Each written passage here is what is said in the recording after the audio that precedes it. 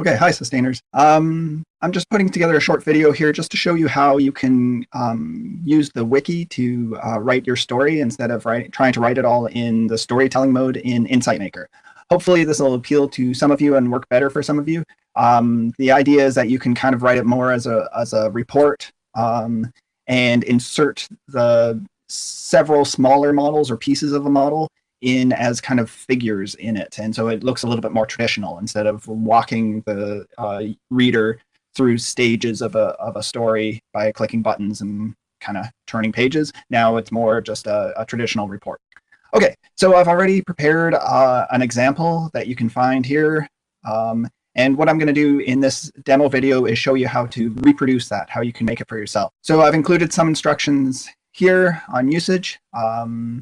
And I'll just go through those one step at a time to kind of give you an idea, and we'll see how that works.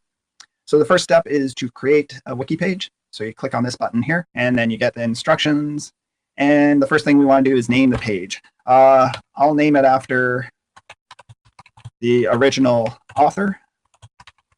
That's Meadows, and this text here is going to be coming from chapter 2, from the section on one-stock systems. That's going to be my example. So once we've got the name with your author name and a short title, then we want to go in and enter your title again and your name to give you credit. And then what you should do is, as much as possible, include section breaks and organize your report. So you might have an introduction, methods, results, and summary or something like that. But in this case, let me just write those down because, let's say discussion. So these are pretty common sections for a research paper. So you might want to use that. Whatever you use, make sure you include like references section or something like that. In this case, so I'm just going to follow Meadows and use the same section breaks as she did. So we'll start with this section: a stock with two competing balancing loops, a thermostat. And I'll just copy in the text from the book. That's not quite right. We need to change that formatting. Okay, so there we go. That's the first part that comes in from that section of the book. Just before figure 15. So now what I want to do is insert figure 15, and I'll do that by inserting or embedding an Insight Maker model, and it will be a model that I've already prepared, which includes just the information for figure 15. So let me switch to that tab to show you what I mean. So here I've got a model which is just figure 15. That's all it's intended to be. And to share this or to embed it, the option here under share, you can click on embed in web page.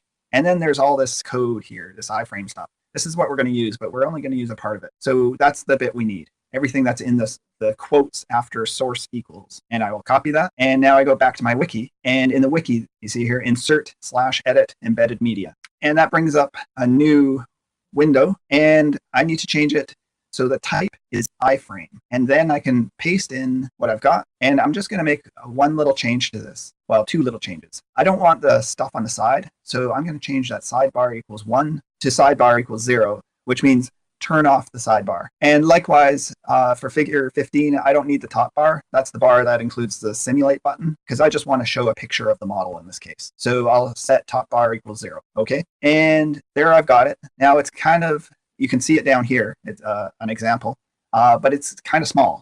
So let's bump up the size of this to, I don't know, 600. Okay. So now you can see what it's going to show you when you embed that. And that looks pretty good. So I will go ahead and insert that. And now you can't see it, but it's here. It's in this space here, this yellow space. So now I can just keep working. I got my cursor here. So I'll go down to the next line and add some more stuff. Maybe before I do that, I should just show you what you'll see when you actually do create this model. So let me submit this, just submit the same as save. Okay, so now I've got this new page in the wiki here called Donella H. Meadows One Stock Systems, which is separate from the one that starts with example. That's the one I had before. And you can see it's got the title, the author name, this section heading, the text we put in, and here's the model. So now let's add some more stuff. So edit wiki content lets you lets you continue editing. And we're back here, and let's add some more text. Okay, so this is the text that lies between figure 15 and 16 in the book. So now we've entered that, and we want to add figure 16. So again, the procedure is exactly the same. And what I've got here is a separate model. Notice it says figure 16 here, and it contains all the information we need for creating for figure 16 to reproduce it. So yeah, I've got two separate models here, one for figure 16 and the one I showed you before, which is figure 15. They're really, in this case, essentially the same. But in your case, you might create completely separate models, or take one of your models and add or remove elements to it to just kind of emphasize what you want in that particular figure or submodel. So in our case now, we've got figure 16, and I want to embed it. So again, I go to Share, Embed in Web Page, and here's the code again. Everything inside the quotes, copy that, and now we go back to the wiki, and we click here again on the Insert Edit Embedded Media button. And for type, again, remember it's iframe, and then we can paste in our the code for the embedded file. And in this case, I want the top bar on because I want to show that simulate button so the user can press it, but I still don't need the sidebar. So I'm going to set the sidebar equals 0. For size, again, let's make it 600. Maybe let's add a little bit. Let's make it 500 in the height, just so there's a little bit of room for the simulate button. And I think we're good. So I can click insert. I notice it's not quite the same size as the first one. I think something happened here. But that's okay. Let me show you how you can make changes. So you can select one of your embedded media and click this Insert Edit button again. And I can see here, yeah, I did change the size of things. The dimensions aren't what I originally specified. So I had 600 here, and I think it's this constrained proportions checkbox. I probably made it resize the horizontal dimension when I changed the vertical dimension. So I've turned that off, and now I just click Update, and that looks okay. So that's how you insert model into your report, to your wiki page. And so you can do that for the current stage 3 of your model, and then update your report later on, your wiki, for stage 4 and stage 5, and keep expanding on it and making it better. So let's submit that, and we should see here 2 figures now. So here's the first one, that looks good. And we got some more text, and here's the second one, and it has the simulate button. And so you notice I wrote in here in the text for figure 16, I wrote press simulate to view graph. So the idea is that the user would press simulate like this and see the graph.